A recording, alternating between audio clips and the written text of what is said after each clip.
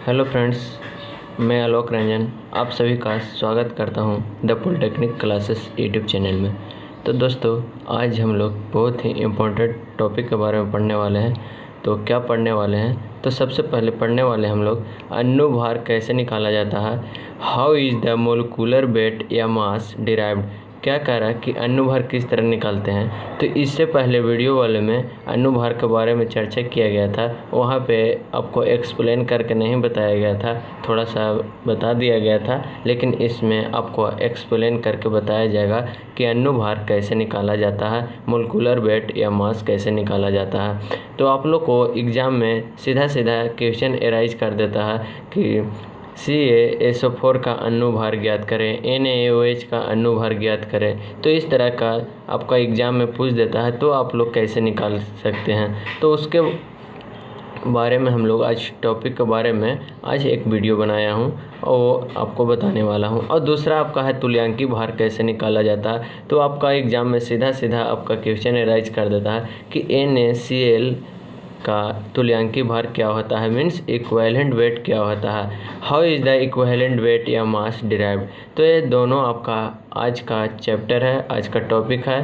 तो आप लोग शुरू से अंत तक बने रहिए। बहुत ही कम मात्र में 30 सेकंड में बनाने के लिए आप लोग सीख जाइएगा। आप वीडियो को शुरू से अंत तक देखें और चैनल को सब्सक्राइब नहीं किए हैं तो जल्द सब्सक्राइब कर लें और बेल आइकन घंटी को दबा दें। और जो लोग लाइक नहीं किए हैं वीडियो को लाइक कर दें, कमेंट कीजिएगा और दोस्तों के पास शेयर कीजिएगा। तो हम लोग अब चलते हैं क्या कि अणुभार कैसे निकाला जाता है। How is the molecular weight या मास डिराइव्ड। तो सबसे पहले हम लोग अणुभार निकालने के लिए सीखते हैं। बिहार एंट्रेंस एग्ज़ाम में आपका अणुभार निकालने के लिए पूछ देता है, तो आप कैसे निकाल सकते हैं अणुभार। तो आप लोग देखिएगा ध्यान से, वीडियो के ऊपर बने रहिए। सबसे पहला है क्या आपका, आज मैंने बोर्ड लिया है उसे पढ़ा रहा हूँ, मोलिकुलर मास। तो ये कैसे निकाला जाता है। तो मोलिकुलर मास होता क्या है सबसे पहले और कैसे निकाला जाता है। तो कह रहा है कि दो या दो से अधिक परमाणु भार को जोड़ने से जो आता है उसको क्या कहते हैं, मोलिकुलर मास कहते हैं, मीन्स अणुभार कहते हैं। दो या दो से अधिक परमाणु भार को जब जोड़ते हैं तो क्या होता है कि वह अणुभार कहलाता है। जैसे आपका H2O है, इसका दे देगा कि इसका आप अणुभार निकालें, क्या मोलिकुलर मास निकालें, अणुभार निकालें। H2O का अणुभार निकालने के लिए बोल रहा है। तो आप लोग किस तरह से निकालिएगा वो आप वीडियो के ऊपर देखिए किस तरह से निकालते हैं। तो सबसे पहले क्या है H2O, तो 2 से H का गुना है तो क्या करेंगे 2 गुना, एक क्या है हाइड्रोजन, तो इसका क्या लिखेंगे हाइड्रोजन का परमाणु भार, हाइड्रोजन का परमाणु भार। अब क्या है, अब इसको ऐड करेंगे। क्या कह रहा था कि दो या दो से अधिक परमाणु भार को जोड़ने से मोलिकुलर अणुभार निकलता है, मीन्स मोलिकुलर मास निकलता है। तो 2 इंटू हाइड्रोजन का परमाणु भार प्लस क्या ये है, ये ऑक्सीजन है, तो ये ऑक्सीजन हो जाएगा। तो इस तरह से आप निकालिएगा। तो सबसे पहले 2 इंटू हाइड्रोजन का परमाणु भार कितना होता है। तो आप लोग हाइड्रोजन का परमाणु भार पढ़े होंगे 9-10 में कि हाइड्रोजन का परमाणु भार 1 होता है। अब आते हैं ऑक्सीजन का परमाणु भार। तो ऑक्सीजन का परमाणु संख्या 8 होती है, मीन्स 8 होता है, और इसका परमाणु भार कितना होता है 16 होता है। तो आप 16 लिख दीजिए। अब 2 + 16 को ऐड कीजिएगा तो कितना आएगा 18। तो यही आपका निकल के आ गया अणुभार, मीन्स मोलिकुलर मास। तो H2O जल का मोलिकुलर मास अणुभार कितना होता है 18 होता है। तो इस तरह से आपका एग्ज़ाम में निकालने के लिए आता है, तो आप लोग भूलिएगा नहीं। अब नेक्स्ट हम लेके चलते हैं उदाहरण, आता है अब NaCl।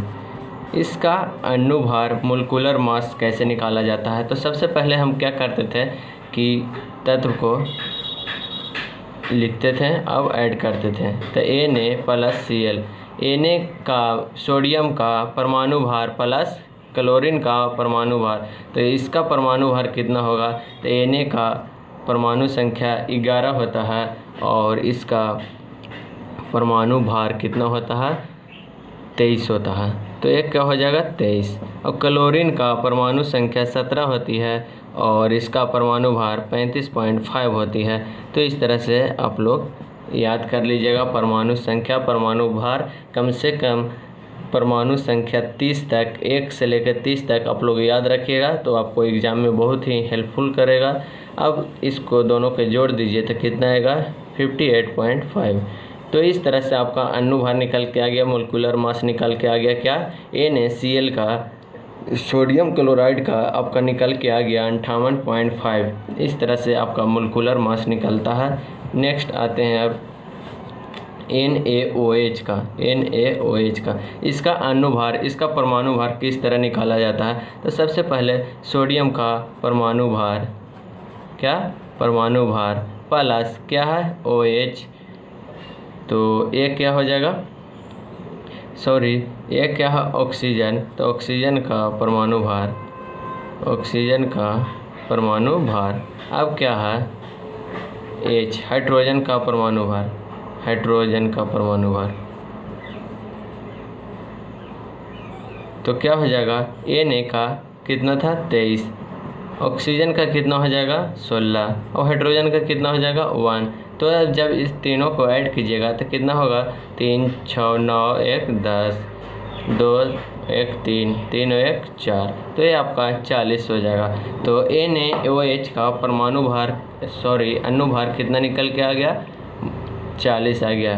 NaOH का मोलिकुलर मास 40। तो इस तरह से आप लोग को कितना, मात्र 10 सेकंड 20 सेकंड में आप लोग बनाना सीख गए हैं। सबसे पहले क्या करना है कि Na का परमाणु भार लिखना है, फिर अलग अलग टर्म का लिख के जोड़ देना है, फिर ऑक्सीजन का परमाणु भार, फिर हाइड्रोजन का परमाणु भार, और दोनों तीनों का ऐड कर दीजिएगा तो हमारा क्या निकल के आ जाएगा, परमाणु अनुभार निकल के आ जाएगा, मीन्स मोलिकुलर मास निकल के आ गया। अब हम लोग आगे चलते हैं, एक दो और लेते हैं, कोई CO2 कार्बन डाइऑक्साइड का लेते हैं। तो सबसे पहले कार्बन का परमाणु भार क्या हो जाएगा, कार्बन का परमाणु भार, कार्बन का परमाणु भार प्लस 2 इंटू क्या हो जाएगा, ऑक्सीजन का परमाणु भार, ऑक्सीजन का परमाणु भार। तो इस तरह से आपको एग्जाम में लिखना नहीं है, CO2 देगा, सिर्फ लिखिएगा कार्बन का परमाणु संख्या 6 होती है, परमाणु भार कितना होता है, 12 होती है। तो इस तरह से 12 प्लस 2 इंटू ऑक्सीजन का 16, तो 12 प्लस 16 दूनी 32, तो ये आपका आ गया 44। तो इतना सिर्फ करना है आपको एग्ज़ाम में बस, और आपका आंसर आ जाएगा। तो हम लोग समझने के लिए इस तरह से लिखते हैं, कार्बन का परमाणु भार प्लस 2 इंटू ऑक्सीजन का परमाणु भार, मीन्स ऑक्सीजन का क्या, एटॉमिक मास। तो परमाणु भार को एटॉमिक मास बोलते हैं, ठीक है ना। इंग्लिश वाले स्टूडेंट थोड़ा सा ध्यान दीजिएगा, समझने की कोशिश कीजिएगा आप लोग। तो कार्बन का परमाणु भार कितना हो जाएगा, 12 हो जाएगा, प्लस 2 इंटू क्या हो जाएगा, ऑक्सीजन का परमाणु भार, ऑक्सीजन का कितना होता है, 16 होता है। तो 12 प्लस 32 कितना आ जाएगा आपका, 44। तो कार्बन डाइऑक्साइड का CO2 का आपका निकल के आ गया है मोलिकुलर मास अनुभार 44। तो इस तरह से आप लोग निकाल सकते हैं, कोई दिक्कत नहीं होना चाहिए। 4-5 बता दिया हूँ, 1-2 और बता देता हूँ, कोई भी दिक्कत नहीं हो। HCl इसका क्या होगा, तो HCl का, तो सबसे पहले हाइड्रोजन का परमाणु भार कितना, अब डायरेक्ट बनाते हैं, हाइड्रोजन का परमाणु भार कितना हो जाएगा, 1 हो जाएगा। और क्लोरीन का परमाणु भार क्या हो जाएगा, ये परमाणु भार जब तक याद नहीं कीजिएगा आप लोग, जब तक क्वेश्चन बनेगा नहीं। तो परमाणु भार, परमाणु संख्या, ये बहुत ही ज़रूरी है कि आप लोग याद कर लीजिए बुक से। तो अब क्या ऐड कर दीजिए दोनों को, तो 36.5, ये आपका HCl का अनुभार मोलिकुलर मास निकल के आ गया। अब चलते हैं हम लोग, नेक्स्ट है आपका CaSO4। तो इसका हम लोग मोलिकुलर मास देखते हैं, अनुभार देखते हैं निकालने के लिए। तो सबसे पहले क्या करते हैं कि Ca का क्या परमाणु भार प्लस सल्फर का परमाणु भार प्लस FO4 है तो 4 इंटू ऑक्सीजन का परमाणु भार। तो इस तरह से हम लोग निकालते हैं। तो कैल्शियम का परमाणु संख्या 20 होती है, परमाणु भार कितना होता है 40, तो क्या लिख देंगे 40। और सल्फर का परमाणु संख्या कितना होता है 16 और परमाणु भार कितना हो जाता है 32। तो इस प्रकार 32 प्लस 4 इंटू ऑक्सीजन का आप लोग जानते हैं कि परमाणु संख्या 8 होती है और परमाणु भार कितना होता है 16। तो 40 प्लस 32 प्लस 64। तो इस प्रकार के तीनों को जोड़िएगा तो कितना आएगा आपका 4 2 6, 6 3 9, 9 और 4 13। तो ये आपका 136 आ गया क्या CaSO4 का। तो आप लोग को दिक्कत नहीं होना चाहिए यहाँ तक जहाँ तक बताया गया। मोलिकुलर मास निकालने के लिए आप लोग के बोले तो आप फट से निकाल लीजिएगा। क्या कीजिएगा कि जो तत्व दिया हुआ है उसको परमाणु भार लिखिएगा और ऐड करते जाइएगा। तो इस प्रकार से आपका परमाणु भार, अणु भार और मोलिकुलर मास निकाला जाता है। अब चलते हैं हम लोग इक्विवेलेंट मास, तुल्यांकी भार कैसे निकाला जाता है। ये आपका एग्ज़ाम में पूछा जाता है कि CaSO4 का तुल्यांकी भार निकालें। आपको ऑप्शन में दिया रहेगा तो आपको टिक आउट करना रहेगा। तो सबसे पहले हम लोग इक्विवेलेंट मास बराबर फार्मूला देखते हैं कि तुल्यांकी भार बराबर फार्मूला क्या होता है। तो इसका फार्मूला होता है मोलिकुलर मास या वेट बटा क्या वैलेंसी। क्या होता है इसका अनुभार, किसी पदार्थ का अनुभार बटा संयोजकता, किसी पदार्थ का अनुभार बटा संयोजकता। तो आपको संयोजकता याद करना होगा कि किस तत्व का संयोजकता क्या होता है। अनुभार तो आप लोग को निकालने के लिए सिखा दिए, संयोजकता भी आप लोग को सिखा देंगे आने वाले वीडियो में। तो सबसे पहले हम लोग क्या चलते हैं एग्जाम्पल पे। तो एग्जाम्पल आपका है सबसे पहले एग्जाम्पल लेते हैं CaSO4। तो इसका क्या निकालना है, इक्विवेलेंट मास निकालना है, तुल्यांकी भार निकालना है। तो तुल्यांकी भार बराबर आप लोग फार्मूला देखें क्या होता है, अनुभार बटा संयोजकता। संयोजकता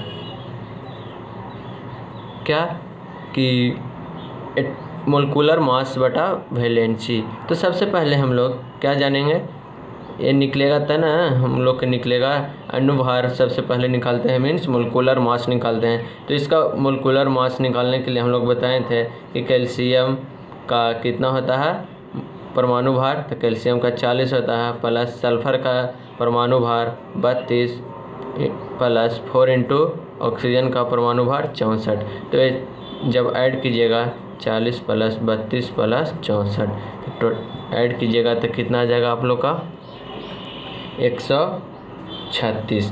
तो इस प्रकार आप लोग का 136 क्या आ गया अनुभार मीन्स मोलिकुलर मास। तो 136 बटा संयोजकता। तो संयोजकता कैसे निकालिएगा देखिए बताते हैं। Ca का पहले आपको इलेक्ट्रॉनिक्स विन्यास जानना होगा। तो हम लोग जब एटॉमिक स्ट्रक्चर के बारे में पढ़ेंगे टॉपिक, इसके बाद वीडियो में बताएंगे एटॉमिक स्ट्रक्चर के बारे में, तो वहाँ पे सब इसको क्लियर कर देंगे। तो कैल्शियम का कितना होता है इलेक्ट्रॉनिक्स विन्यास, तो इस तरह से लिखा जाता है 2A 20 होता है परमाणु संख्या। तो आपको इलेक्ट्रॉनिक्स विन्यास लिखा जाता है 2 8 8 2 8 16 10 और 8 18 ये 2। तो बाहरी कक्षा में जितना भी रहता है वो आपका क्या हो जाता है संयोजकता हो जाता है। तो बाहरी कक्षा में 2 है। संयोजकता किसे कहते हैं, तो किसी तत्व द्वारा त्यागे गए अथवा ग्रहण किए गए इलेक्ट्रॉनों को क्या बोलते हैं संयोजकता। किसी भी तत्व है जैसे कैल्शियम है तो इसको दो क्या कर रहा है त्याग दे रहा है, 2 इलेक्ट्रॉन त्याग दे रहा है, तो इस पे प्लस चार्ज होगा। जब ये लेगा किसी से इलेक्ट्रॉन लेगा तो ये आपका इस पे निगेटिव चार्ज हो जाता है। तो इस पे क्या हो जाएगा कैल्शियम का संयोजकता क्या हो जाएगा 2 हो जाएगा। अब SO4 का, तो SO4 का -2 होता है। क्या होता है कि इसका इलेक्ट्रॉनिक्स संयोजकता क्या होता है, इसका SO4 का संयोजकता -2 होती है। तो आपका +2 इसका -2 इसका, तो दोनों सेम रहना चाहिए। तो इसका संयोजकता क्या आ जाएगा 2। SO4 का संयोजकता 2 हो जाएगा। तो इस प्रकार आप लोग संयोजकता कितना होता है 2।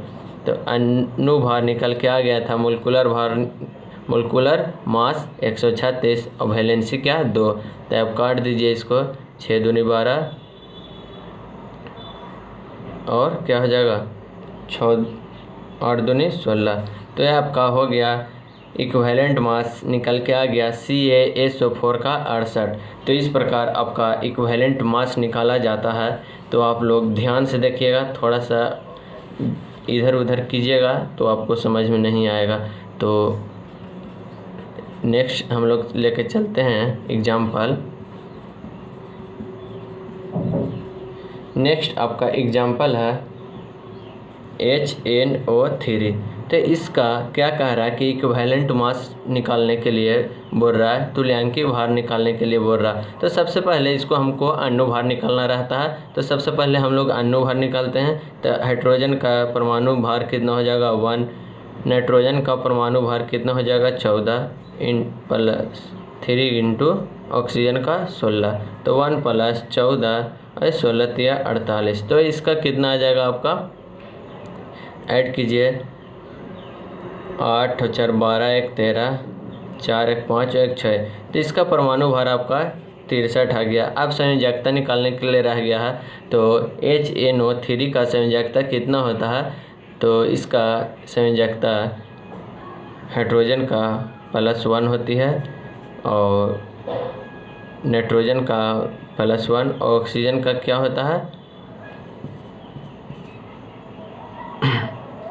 इसका संयोजकता क्या होता है, ये 1 होती है। HNO3 का संयोजकता क्या होता है 1 होता है।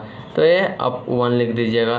तो ये आपका निकल के आ जाएगा क्या, HNO3 का तुल्यांकी भार इक्विवेलेंट मास 63। तो इस प्रकार आप लोग निकाल सकते हैं क्या, तुल्यांकी भार। अब आते हैं हम लोग NaOH का तुल्यांकी भार इक्विवेलेंट मास निकालने के लिए। तो सबसे पहले आप लोग अनुभार निकालने के लिए, तो अनुभार बहुत ही इजीली तरीके से आप लोग सीखें कि सबसे पहले सोडियम, ये सोडियम है तो सोडियम का परमाणु संख्या कितना होता है, तो 23 होता है। ये ऑक्सीजन है, ऑक्सीजन का परमाणु भार 16, ये हाइड्रोजन का परमाणु भार 1। तो ये जब तीनों को ऐड कीजिएगा तो ये आपका क्या आ गया, मोलिकुलर मास आ गया। तो मोलिकुलर मास बटा क्या होता है वैलेंसी। अब इसका वैलेंसी देखते हैं। तो Na का +1 होता है, OH का -1 होता है वैलेंसी। तो देखिए दोनों का एक है तो इसका वैलेंसी कितना आ जाएगा 1 आ जाएगा। तो अब इक्विवेलेंट मास जब निकालने के लिए है तो 40/1 बराबर क्या होगा 40। तो इस प्रकार आपका इक्विवेलेंट मास निकाला जाता है, तुल्यांकी भार निकाला जाता है। तो अब हम आपको 1-2 क्वेश्चन दे रहे हैं, वो आप लोग बना के कमेंट में रिप्लाई कीजिएगा। तो सबसे पहले आपका है क्वेश्चन फॉर यू, आप लोग को बनाने के लिए है। सबसे पहले क्वेश्चन है NaCl का इक्विवेलेंट मास निकालिए, इक्विवेलेंट मास निकालें। ये आपको निकालने के लिए है, आप लोग बना के कमेंट में आंसर दीजिएगा कितना आया जो। और दूसरा आपका है कि CaSO4 का इक्विवेलेंट मास निकालें। तो अनुभार नहीं दिए क्योंकि जब इक्विवेलेंट मास निकालिएगा तो आप लोग अनुभार जरूर निकालिएगा, इसलिए आपको इक्विवेलेंट मास पे ही दोनों क्वेश्चन दिया गया है। तो दोनों को निकाल के कमेंट में रिप्लाई कीजिएगा और आंसर दीजिएगा। तो जो आंसर देंगे उनको अगले वीडियो में हम नाम को अनाउंस करेंगे, वो छात्र को नाम बताएंगे कि कौन सा छात्र आंसर दिए हैं। तो इस प्रकार आपका अनुभार और क्या तुल्यांकी भार को निकालने के लिए इस वीडियो में सिखाया गया। तो आप लोगों को ये वीडियो अच्छा लगा होगा तो ज़्यादा से ज़्यादा शेयर कीजिएगा, लाइक कीजिएगा, कमेंट कीजिएगा। और जो लोग चैनल को सब्सक्राइब नहीं किए हैं वो चैनल को सब्सक्राइब कर दें